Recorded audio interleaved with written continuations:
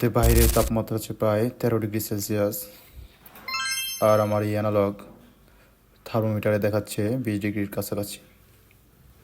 কারণ আমার রুমে এই মিনি ডেস্কটপ রুম হিটারটি এতক্ষণ চালু করে রেখে দিয়েছিলাম। এটা কি পরিমাণ তাপ উৎপন্ন করে তার স্যাম্পল দেখানোর জন্য আমি ভিডিওটি চালু করলাম। তো চলুন, আমি 30 সেকেন্ডের জন্য আমার এই থার্মোমিটারটি এখন এই ডেস্কটপ ওয়ার্ম এয়ার ব্লোয়ারের সামনে রাখবো এবং দেখব এর তাপমাত্রা কততে চলে যায়। এটা যেহেতু অ্যানালগ, তাই একে কিছু সময় দিতে হয়, তার জন্য আমি 30 সেকেন্ড সময় দেব এবং দেখব এটা কী পরিমাণে তাপ উৎপন্ন করে।